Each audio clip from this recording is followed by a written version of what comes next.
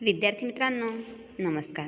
आपण मागील तासाला प्रकरण 3ला सुरुवात केली होती आणि त्यामधील पुढचा जो पाठ्यांश आहे की समूह संपर्क माध्यमे, त्याविषयीची माहिती आपण आजच्या व्हिडिओमध्ये घेणार आहोत.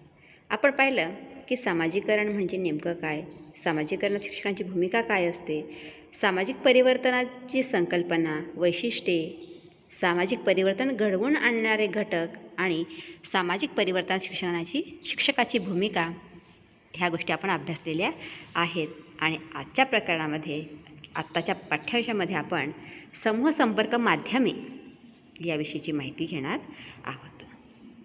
समूह संपर्क माध्यमांची संकल्पना आधी आपण समजून घेऊया. आजच्या विज्ञान युगात औपचारिक शिक्षणाबरोबर अनौपचारिक शिक्षणातूनही व्यक्ती ज्ञान व अनुभव घेत असते. समूह संपर्क माध्यमे ही केवळ मनोरंजन करतात असे नव्हे, तर निरनिराळ्या विषयांसंबंधी ते आपल्याला माहिती देतात. उदाहरणार्थ मोबाईल किंवा इंटरनेटसारख्या साधनांमुळे एकाच वेळी एका ठिकाणाहून अनेक व्यक्तींशी आपल्याला संपर्क साधता येतो. हे आपल्याला सगळ्यांना माहिती आहे.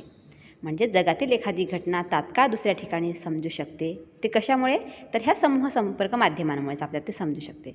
म्हणजेच समूह संपर्क माध्यमांना समाज शिक्षणात फार महत्त्व आहे. साक्षर, निरक्षर, बालक, युवक, स्त्री पुरुष, शेतकरी, कलाकार, उद्योगपती इत्यादी सर्वांना उपयुक्त ठरेल अशी ही समूह संपर्क माध्यमे आहेत. आणि कुठल्या प्रकारचं ज्ञान, माहिती ह्या समूह संपर्क माध्यमांच्या थ्रूच आपल्याला त्या ठिकाणी दिली जाते. आणि ही जी माहिती आहे, ही माहिती सगळ्यांना उपयुक्त अशी ठरते. अनेक घडामोडींचा, नैसर्गिक संकटांची माहिती आपल्याला या ठिकाणी या माध्यमांच्याद्वारे मिळत असते. विविध शोध, संशोधने, नाटक, सिनेमा, मालिका इत्यादींच्या माहितीची विविधता या प्रसारमाध्यमातून आपल्याला होताना दिसून येते. बोधकथा असतील, आरोग्यविषयक माहिती असेल, योग अभ्यास असेल इत्यादीसारख्या जीवनाला आवश्यक गोष्टींचीही दखल या ठिकाणी ह्या समूह संपर्क माध्यमांच्याद्वारे घेतली जाते, हे आपल्याला माहिती आहे. समूह संपर्क माध्यमांमुळे वेळ व पैशाची बचत होऊन माहिती, ज्ञान आणि मनोरंजन हे आपल्याला उपलब्ध होत असते. म्हणजेच काय की एकाच वेळी व्यक्ती तसेच समूहाशी यशस्वीपणे आणि प्रभावीपणे संपर्क प्रस्थापित करणारी माध्यमे म्हणजे संपर्क माध्यमे होय. पुढचा मुद्दा आहे समूह संपर्क माध्यमांचे प्रकार.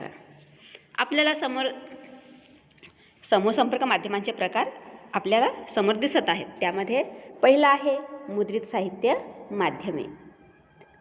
त्यामध्ये मुद्रित म्हणजे काय की लिखित स्वरूपाचे. त्यात वर्तमानपत्रे, नियतकालिके, पुस्तके आणि विश्वकोश यांचा समावेश होतो.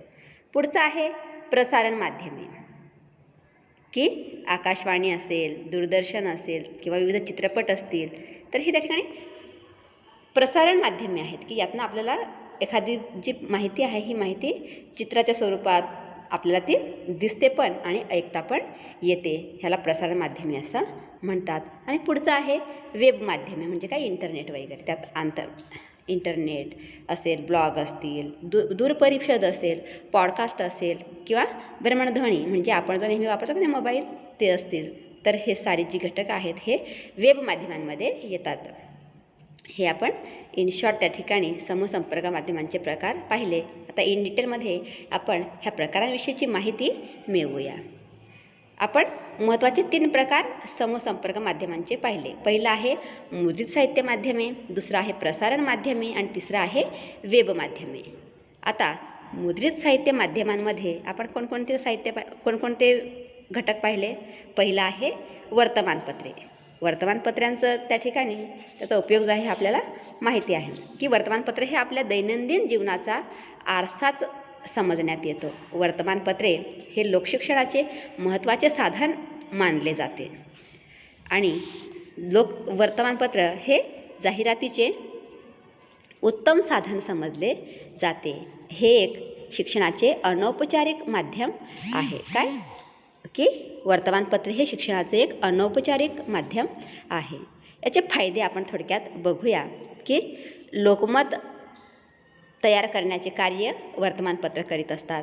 थोर पुरुष, उद्योगपती, राजकारणी यांचे व आपापले विचार जनतेपर्यंत पोहोचवण्याचे ते एक माध्यम आहे. त्यानंतर सामाजिक परिवर्तन घडवून आणण्यात वर्तमानपत्रे महत्त्वाची भूमिका पार पाडतात. राष्ट्राची आर्थिक बाजू आणि राष्ट्रीय आवक यांची माहिती पुरवण्याचे कार्य वर्तमानपत्र करत असतात. बालकांचे ज्ञान संवर्धन ते करतात. वर्तमानपत्रामुळे जनतेच्या सामान्य ज्ञानात वाढ होते. माध्यमिक स्तरावर परीक्षेस उपयुक्त सामग्रीसुद्धा या ठिकाणी या वर्तमानपत्रातून प्रकाशित करण्यात येत असते. पुढचा मुद्दा आहे नियतकालिके. नियतकालिकांचे स्वरूप व कार्यपद्धती बऱ्याच बाबतीत वर्तमानपत्रासारखीच असते. सद्यस्थितीतील छापील प्रसारमाध्यमात नियतकालिकांचे महत्त्व निश्चितच उल्लेखनीय आहे. नियतकालिके ही ठराविक कालावधीने प्रकाशित होत असतात. नियतकालिकांच्या प्रकाशनाच्या कालावधीवरून त्यांचे साप्ताहिक, पाक्षिक, मासिक, द्वैमासिक, त्रैमासिक, अर्धवार्षिक, वार्षिक असे प्रकार पडतात. म्हणजे काय? साप्ताहिक म्हणजे काय? 7 दिवसातनं प्रकाशित होणारं. पाक्षिक म्हणजे काय? 15 दिवसातनं प्रकाशित होणारं. त्यानंतर मासिक म्हणजे महिन्यातनं एकदा प्रकाशित होणारं. द्वैमासिक म्हणजे 2 महिन्यातनं एकदा प्रकाशित होणारं. आणि त्रैमासिक म्हणजे काय? की 3 महिन्यातनं ते नियतकालिक प्रकाशित होत असतं. अर्धवार्षिक म्हणजे काय? 6 महिन्यातनं प्रकाशित होणारं. आणि वार्षिक म्हणजे काय? की वर्षातनं एकदाच प्रकाशित होणारं. असं ते नियतकालिकांचे प्रकार त्या ठिकाणी आपल्याला पडलेले दिसून येतात. वर्तमानपत्रे आणि नियतकालिके यांमध्ये बरेचसे साम्य असले तरी एक महत्त्वाचा फरक म्हणजे वर्तमानपत्रात असलेले दैनिक बातम्यांवरील भर नियतकालिकांमध्ये आपल्याला दिसून येत नाही. पुढचा मुद्दा आहे नियतकालिकांचे फायदे. छापील रूपात कायमस्वरूपी माहिती मिळत असल्याने हवे तेव्हा व हवे तितक्या वेळा आपल्याला त्या ठिकाणी नियतकालिकांमध्ये ती माहिती पाहता येते. नियतकालिके ही वर्तमानपत्राप्रमाणे लोकप्रबोधनाचे माध्यम ठरू शकतात. बऱ्याच नियतकालिकांना ऐतिहासिक पार्श्वभूमी व प्रतिष्ठा लाभलेली असते. नियतकालिके ही बहुधा विशिष्ट विषयांना वाहिलेली असतात. वर्तमानपत्रा इतके नसले तरी मर्यादित नियतकालिकांमध्येही जाहिरातींना स्थान असते. नाटक, सिनेमा, दूरदर्शन यांच्यावरील जे काही समालोचने आणि पुस्तक परीक्षणे यांमुळे नियतकालिकांचेही प्रसारमाध्यमांचे मूल्य वाढते. शैक्षणिक, वैद्यकीय, वैज्ञानिक व तंत्रज्ञानविषयक नियतकालिकांच्या माध्यमातून संशोधनपर ज्ञान प्रसारित होत असल्याने त्या क्षेत्रातील तज्ज्ञांच्या दृष्टीने व संशोधकांसाठी नियतकालिके महत्त्वाची ठरतात. पुढचा घटक आहे पुस्तके. ज्ञानसाधनेतील पुस्तकांचे महत्त्व लक्षात घेऊन ग्रंथ हेच गुरु अशी उक्ती त्या ठिकाणी प्रसिद्ध आहे.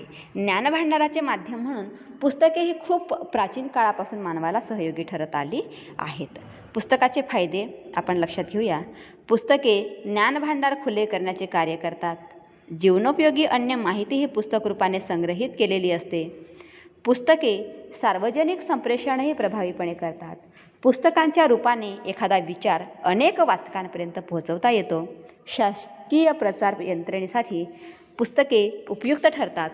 पुस्तकांच्या माध्यमातून चांगले लोकशिक्षण देता येते. टेलिफोन डिरेक्टरी, रेल्वे व एस.टी. वेळापत्रक, पुस्तिका, शासकीय राजपत्र, वार्षिक अहवाल इत्यादी पुस्तके ही सार्वजनिक संप्रेषणासाठी उपयुक्त ठरणारी प्रसारमाध्यमे आहेत. पुढचा महत्त्वाचा मुद्दा आहे विश्वकोश. विश्वकोशाला ज्ञानकोश असेही म्हणतात. विश्वकोश संदर्भ ग्रंथ म्हणून ओळखला जातो. ग्रंथालयात विश्वकोश ठेवण्याकरिता स्वतंत्र स्थान असते. काही विश्वकोश खंडामध्ये असतात. काही विश्वकोश हे सामान्य ज्ञानाशी संबंधित असतात, तर काही विशिष्ट विषयाशी संबंधित असतात.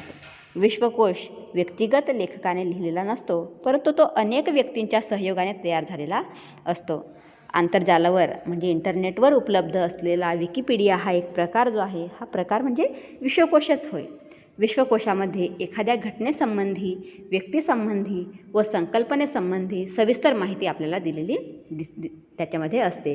विश्वकोशामार्फत संपूर्ण माहिती अभ्यासकांपर्यंत पोहोचवता येते. त्यानंतर विश्वकोशाचे फायदे आहेत. विश्वकोशाच्या आधारे आवश्यक ती माहिती आपल्याला त्वरित मिळवता येते. विश्वकोश विस्तृत स्वरूपात माहिती प्राप्त आपल्या त्या ठिकाणी विश्वकोशातून होत असते. विश्वकोश सहज उपलब्ध होऊ शकतात.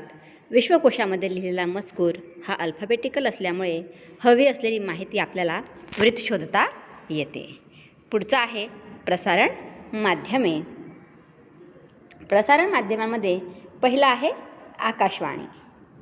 आकाशवाणी हे घरोघरी खेडोपाडी ज्ञान पोचविण्याचं एक श्राव्य साधन आहे. श्राव्य म्हणजे काय? फक्त आपण कानांनी ते ऐकू शकतो. त्यास सहज शिक्षणाचे प्रभावी साधन म्हणून समजण्यात येते.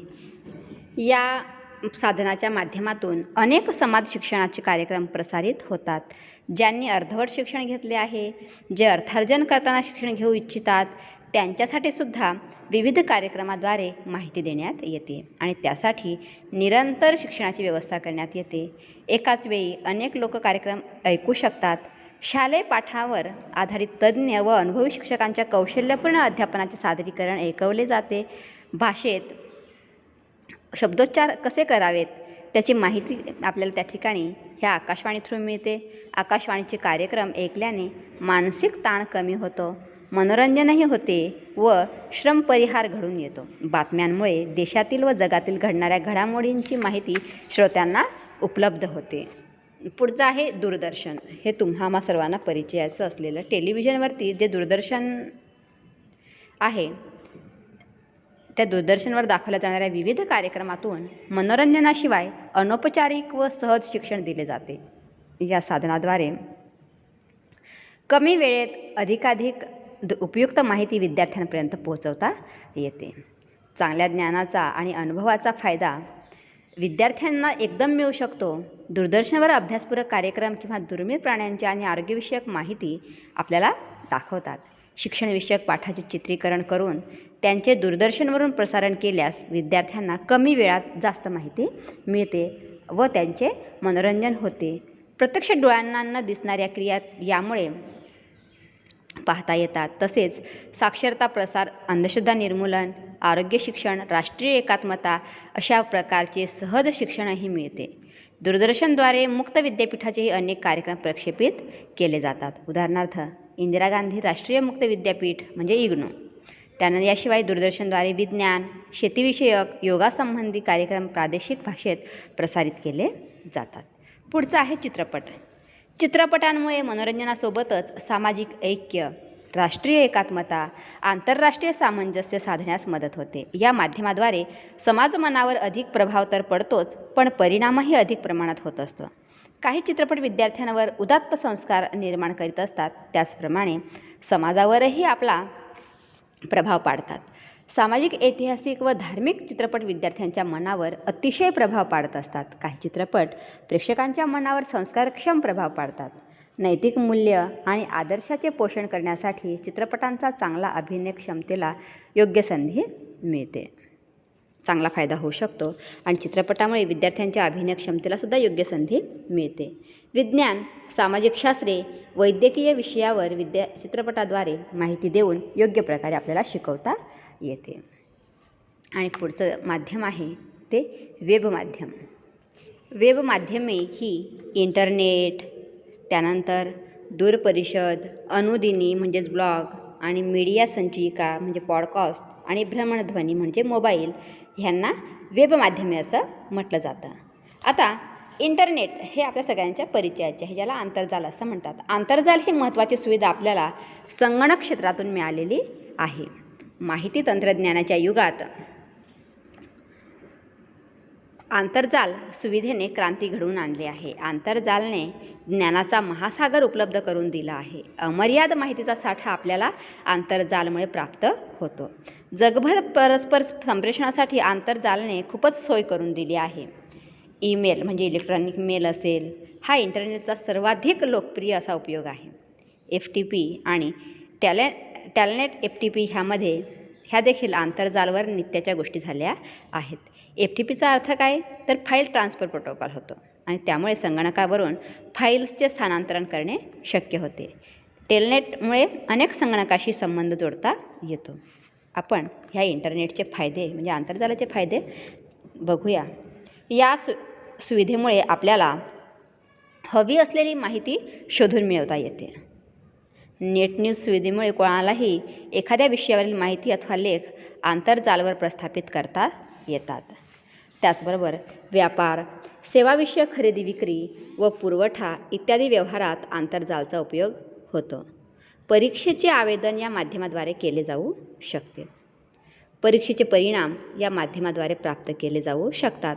कोणत्याही प्रकारची परीक्षा कोठेही या माध्यमाद्वारे दिली जाऊ शकते. आंतरजालामुळे विविध प्रकारचे खेळ आणि पुस्तके या माध्यमांवर उपलब्ध होतात. शिक्षण क्षेत्रात विशेष करून संशोधन कार्यासाठी संदर्भ शोधण्यासाठी आंतरजाल खूप मौल्यवान आहे. त्याचबरोबर संकेतस्थळांचा देखील आवश्यक माहिती मिळवण्यासाठी उपयोग या ठिकाणी होत असतो. वेब माध्यमांमधीलच पुढचा घटक आहे दूरपरिषद. दूरपरिषद हे एक इलेक्ट्रॉनिक साधन आहे. यामध्ये 2 प्रकार महत्त्वाचे 4 प्रकार पडतात. पहिला आहे चित्रित परिषद म्हणजे व्हिडिओ कॉन्फरन्सिंग. दुसरा आहे श्राव्य परिषद म्हणजे ऑडिओ कॉन्फरन्सिंग. त्यानंतर श्राव्य लेख चित्रित परिषद म्हणजे ऑडिओग्राफी कॉन्फरन्सिंग. आणि चौथा आहे संगणक परिषद म्हणजे कम्प्युटर कॉन्फरन्सिंग. दूरपरिषद एका विषयावर चर्चा करायला 2 अथवा 2पेक्षा अधिक विविध स्थानांवर उपलब्ध असलेल्या 2 किंवा 2पेक्षा अधिक व्यक्तींमध्ये एकाच वेळेस संप्रेषण प्रस्थापित करू शकते. आणि या दूरपरिषदेलाच दूरसंभाषण प्रणाली असे देखील म्हणतात. या माध्यमांद्वारे अभिलेख, दस्तऐवज व संगणकावर प्राप्त सूचनांचे आदानप्रदान केले जाऊ शकते. दूरपरिषदेसाठी आंतरजालाशी जोडलेला संगणक, video camera, microphone, speaker, projector, TV किंवा मॉनिटर आवश्यक असते. आजकाल या आधुनिक तंत्रज्ञानाचा उपयोग न्यायालयात साक्ष देण्याकरिता, विविध कंपनीतील कर्मचाऱ्यांना प्रशिक्षित करण्याकरिता होतच आहे. विश्वविद्यालयामध्ये आधुनिक शिक्षण प्रणालीच्या आवश्यकतेला अनुसरून दूरपरिषद अंमलात आणली जाते. भारतासोबत अनेक देशात सरकारी बैठका आणि कार्ये या माध्यमाद्वारे होत आहे. ह्या दूरपरिषदेचे फायदे काय काय आहेत तर दूरशिक्षणासाठी विशेष रूपात उपयोगी माध्यम होऊ शकते. विद्यार्थी आणि शिक्षक यांना परस्परांकडून प्रत्याभरण घेता येते. शिक्षक आणि व विशेष तज्ज्ञांबरोबर सहजगत्या संपर्क स्थापित करण्यास मदत होऊ शकते. विखुरलेल्या जनसंख्येकरिता हे उपयोगी आहे. दूरपरिषद ही छोट्या किंवा मोठ्या समूहांना कार्य करण्याकरिता अनुकूल बनवू शकते. त्याबरोबर वेळेचे व्यवस्थापन करण्यास मदत होते. दूरपरिषद माहितीची, अनुभवांची देवाणघेवाण, अहवाल लिहिणे, सर्वेक्षण, संयुक्त संशोधन इत्यादींसाठी एक चांगले माध्यम आहे. विविध क्षेत्रांमध्ये संबंधित नवीन सूचना आणि अनुभव प्राप्त करण्याकरिता मदत करतात. वेळ आणि पैशांची बचत होते. त्यानंतर पुढचा आहे अनुदिनी, की ज्याला ब्लॉग असं म्हणतात. वेब ब्लॉग या शब्दाचे जनक जॉन बार्जर आहेत. ब्लॉग लिहिणाऱ्याच्या नावाने ब्लॉग हा ओळखला जातो. जे काम ब्लॉगवर केले जाते त्याला ब्लॉगिंग म्हणतात. आणि ब्लॉग ही एक विशिष्ट प्रकारची वेबसाईट असते. विचार करणारा आणि इतरांना सांगण्याची इच्छा असलेला कोणीही आपल्याला ब्लॉग करू शकतो आणि सहजपणे आपले विचार प्रकाशित करू शकतो. बहुतेक ब्लॉग हे ऑनलाईन डायरीच्या स्वरूपात असतात. हा एक विरोधाभास आहे. डायरी ही अत्यंत खाजगी असते, तर ब्लॉग्स अगदी जगजाहीर, सर्वांना वाचता येण्यासारखे असतात. ब्लॉगवर मात्र प्रत्येक नवीन नोंद सगळ्यात वर जाते. त्यामुळे ब्लॉगवर येणाऱ्या कोणालाही नवीन गोष्टी आपोआप दिसतात. ब्लॉग हे एक दृकश्राव्य माध्यम आहे. ब्लॉग हे एक प्रकारचे संकेतस्थळ किंवा संकेतस्थळाचा भाग आहे. स्वतःचे विचार, एखाद्या कार्यक्रमाची नोंद, माहिती, रेखाचित्र व चित्रफिती, संगीत व आवाज यांसारख्या विविध ब्लॉगच्या माध्यमातून सगळ्यांपर्यंत पोहोचवता येते. त्यानंतर पुढचा भाग आहे अनुदिनी, म्हणजेच त्या ब्लॉगचे फायदे. आपले ज्ञान व अनुभव यांची देवाणघेवाण करता येते. आपल्या आवडीच्या विषयांमध्ये आपली मते व्यक्त करता येतात. समविचारी लोकांशी संपर्क साधता येतो. काहीही खर्च न करता आपले स्वतःचे लेखन जगासमोर मांडता येते. कोणत्याही भाषेत लिहू शकता. ब्लॉग तयार करण्यासाठी कोणाचीही परवानगी लागत नाही. एका ब्लॉगवर कितीही लेख लिहिता येतात. ब्लॉग कधीही आपोआप डिलीट होत नाही. सर्व माध्यमे एकाच वेळेस वापरून एखाद्या कौटुंबिक सहलीचा अल्बम किंवा एखाद्या चित्रपटाचे परीक्षण इत्यादी अत्यंत आकर्षक प्रकारे प्रसिद्ध करता येते आणि आपल्या मेहनतीच्या कार्याला हातभार लावला जातो. वेब माध्यमांचा चौथा प्रकार आहे मीडिया संचयिका म्हणजे पॉडकास्ट.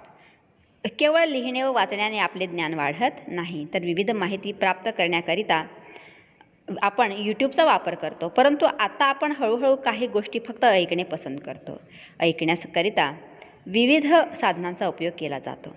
त्यातील एक माध्यम म्हणजे पॉडकास्ट आहे. पॉडकास्टचा अर्थ मीडिया संचयिका आहे. संचयिका म्हणजे स्टोर्ड डेटाला ऑडिओ फाईलच्या आयपॉड किंवा मीडिया प्लेयरच्या माध्यमातून आपण ते ऐकू शकतो. अशी विविध संकेतस्थळे जी अनुच्छेद म्हणजे ज्याला आर्टिकल्स आपण म्हणतो आणि चित्रण म्हणजे व्हिडिओज यांच्या व्यतिरिक्त पॉडकास्ट संचार म्हणजेच मीडिया फाईल्स अपलोड आपल्याला करता येतात. या फाईल्स युजर वेबसाईटने डाउनलोड करून आपल्या संगणकावर किंवा अन्य ऑडिओ प्लेयरवर लावून ऐकू शकतात. या प्रक्रियेला पॉडकास्टिंग म्हणतात. जी व्यक्ती या प्रकारची ऑडिओ फाईल तयार करतो त्याला पॉडकास्टर म्हणतात. या पॉडकास्टचे फायदे. पॉडकास्टद्वारे तुम्ही लोकांना चांगले कार्य करण्याकरिता प्रोत्साहित करू शकता. तुम्ही जर चांगले लेखक किंवा गायक असाल तर तुम्ही या पॉडकास्टचा उपयोग करू शकता.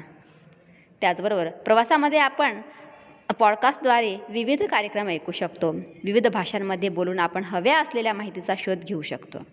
आणि महत्त्वाचा भाग आहे या वेब माध्यमातील भ्रमणध्वनी म्हणजेच मोबाईल. भ्रमणध्वनी 1969 साली जपानमध्ये प्रथम वापरात आले, परंतु 1998 साली समूह संपर्क माध्यम म्हणून उदयास ते आले. भ्रमणध्वनी हे एक आंतरक्रिया घडवून आणणारे माध्यम आहे. याचे मूळ वैशिष्ट्य असे की ते आपल्याबरोबर हवे तेथे घेऊन जाता येते व ते कायम आपल्या जोडणीत असते. त्याचे फायदे. त्वरित संपर्क आपल्याला साधता येतो. हाताळण्याकरिता सोपे आहे. हवे असेल तेव्हा उपलब्ध होतो. हा बहुउपयोगी आहे. रेकॉर्डिंग करणे, मेसेज पाठवणे, निमंत्रण देणे ते सहज शक्य होते. आणि तुमच्यासाठी आता तर खूपच महत्त्वाचं आहे, कारण की कोरोना काळामध्ये ऑनलाईन अध्यापन हे आपण ह्या मोबाईल थ्रूच घेत आहोत. पुढचा मुद्दा आहे ह्या समूह संपर्क माध्यमांचे फायदे कोणकोणते आहेत ते आपण इन डिटेल पॉईंट वाईज बघणार आहोत. समूह संपर्क माध्यमांचे फायदे. पहिला मुद्दा आहे प्रत्यक्ष दृश्याद्वारे अनुभव आपल्याला घेता येतो. केवळ ऐकीव माहितीपेक्षा प्रत्यक्ष अनुभवाद्वारे मिळणारी माहिती ही दीर्घकाळ स्मरणात राहते व आकलनासाठी ती सुलभ होते. पुढचा आहे तज्ज्ञ व्यक्तींच्या ज्ञानाचा आपल्याला लाभ घेता येतो. बघा, उत्कृष्ट व तज्ज्ञ शिक्षकांचा लाभ केवळ मोजक्या विद्यार्थ्यांनाच होत नाही, तर एकाच वेळी लाखो विद्यार्थ्यांना त्याचा लाभ हा घेता येत असतो. त्यानंतर समूह शिक्षण. समूह शिक्षणासाठी संपर्क माध्यमांची महत्त्वाची भूमिका असते. याद्वारे समाजाला नवी मूल्ये, नवे विचार मिळतात. आणि चौथा आहे संस्कृती दर्शन. दूरदर्शनमुळे कोणत्याही समाजाची संस्कृती त्यांच्याच शैलीत दाखवता येते. उदाहरणार्थ आदिवासी संस्कृतीचे जीवन, त्यांच्या प्रथा, परंपरा, राहणीमान, आहार या सर्वांची माहिती दूरदर्शनमुळे आपल्याला स्पष्ट होते. पाचवा मुद्दा आहे विविध प्रेक्षणीय स्थळांचे दर्शन. जगात अनेक अद्भुत व रम्य प्रेक्षणीय स्थळे आहेत. प्रत्येक स्थळाची वेगवेगळी वैशिष्ट्ये असतात. सर्व ठिकाणी जाऊन त्या स्थळांची अनुभूती घेणे उत्तमच, परंतु सर्व ठिकाणी जाणे आपल्याला शक्य असते का? नाही. आणि ते आपल्याला ह्या समूह संपर्काच्या माध्यमातून घेता येते. त्यानंतर सहावा मुद्दा आहे संस्कृती संक्रमण व संवर्धन. धार्मिक व सांस्कृतिक कार्यक्रमांविषयीची उपयुक्त व वास्तव माहिती देऊन धर्म आणि संस्कृतीची जोपासना करण्यास प्रसारमाध्यमांची भूमिका महत्त्वपूर्ण ठरते. त्यानंतर दूरस्थ शिक्षण. आज ज्ञानगंगा घरोघरी पोचली आहे. काही कारणास्तव शिक्षण होऊ न शकलेल्या शाळेत जायची संधी न मिळालेल्या लोकांनी निराश होण्याचे कारण नाही. दूरदर्शन अशा व्यक्तींसाठी खास शैक्षणिक कार्यक्रम आयोजित करते. त्यानंतर बातम्या. या माध्यमांमुळे जगभरात घडलेल्या घटनांची माहिती मानवाला घरबसल्या होते. राज्यातील अनेक देशातील प्रमुख घटना ताबडतोब आपल्याला समजतात आणि इतकेच नव्हे तर काही बातम्यांची सत्यता दृश्यावरून पडताळणे ताबडतोब शक्य होते. उदाहरणार्थ संप काळात शहरामधील परिस्थिती कशी होती, महत्त्वपूर्ण सभेस किती लोक उपस्थित होते वगैरे वगैरे. त्यानंतर शेवटचा मुद्दा आहे मनोरंजन. समूह संपर्क माध्यमांची निर्मितीच मनोरंजनासाठी झालेली आहे. त्यामुळे मनोरंजनासाठी तऱ्हेतऱ्हेचे विविध आकर्षक कार्यक्रम त्या ठिकाणी ह्या समूह संपर्क माध्यमांच्या थ्रू त्या ठिकाणी दाखवले जातात. पुढचा मुद्दा आहे समूह संपर्क माध्यमांच्या मर्यादा. पहिला आहे चुकीचा संदेश, संदिग्ध माहिती पसरविली जाण्याची शक्यता असते. जाहिरातबाजीमुळे व्यापारीकरण होते. मनोरंजनाची पारंपरिक साधने व कला प्रकार मागे पडतात. प्रसारमाध्यमांना हाताशी धरून राजकीय शक्ती त्यांचा दुरुपयोग करतात. माध्यमांमुळे समाजात अतिरंजकपणा व भडकपणा रुजवला जातो. त्यानंतर चुकीची धोरणे व मूल्ये सर्वत्र चटकन पसरविली जाऊ शकतात आणि अभिरुचिहीन व दर्जाहीन कार्यक्रमांमुळे टीव्हीबाबत सामाजिक व सांस्कृतिक दुष्परिणाम संभवतात. समूह संपर्क माध्यमांच्या अतिरेकामुळे संस्कृतीवर आक्रमण होऊन सामाजिकरणाचा ऱ्हास होतो. समूह संपर्क माध्यमांच्या अतिवापरामुळे अध्ययनशीलतेचा ऱ्हास होतो. विद्यार्थी व्यावहारिक ज्ञानापासून व आदर्श जीवनापासून वंचित राहण्याची शक्यता नाकारता येत नाही आणि या समूह संपर्क माध्यमांमधून मिळणारी प्रसिद्धी ही दुधारी शस्त्र आहे. माध्यमांमधून पटकन नावलौकिक मिळतो, त्याचप्रमाणे टीका झाल्यास बदनामीही पटकन व मोठ्या प्रमाणात होते. समूह संपर्क माध्यमे ही ज्ञानप्राप्ती व मनोरंजन या दोन्ही दृष्टीने अत्यंत उपयुक्त ठरत आहे. शहरी व ग्रामीण, सुशिक्षित व अशिक्षित, गरीब व श्रीमंत, नोकरदार व व्यावसायिक या व अशा सर्वच प्रकारच्या व्यक्तींच्या दैनंदिन जीवनावर या माध्यमांचा सतत प्रभाव पडत असतो आणि शैक्षणिकदृष्ट्याही या माध्यमांचे महत्त्व व उपयुक्तता सार्थ आहे.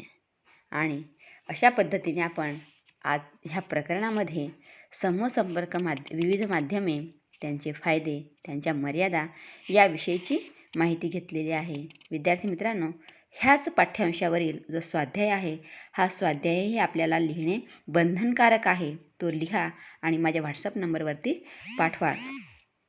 पहिला प्रश्न आहे, समूह संपर्क माध्यमांचा अर्थ सांगून समूह संपर्क माध्यमांचे प्रकार स्पष्ट करा. मुद्रित साहित्याची 2 उदाहरणे लिहा आणि संपर्क माध्यमातील कोणतेही 2 वेब माध्यम लिहा. धन्यवाद. आरोग्याची काळजी घ्या.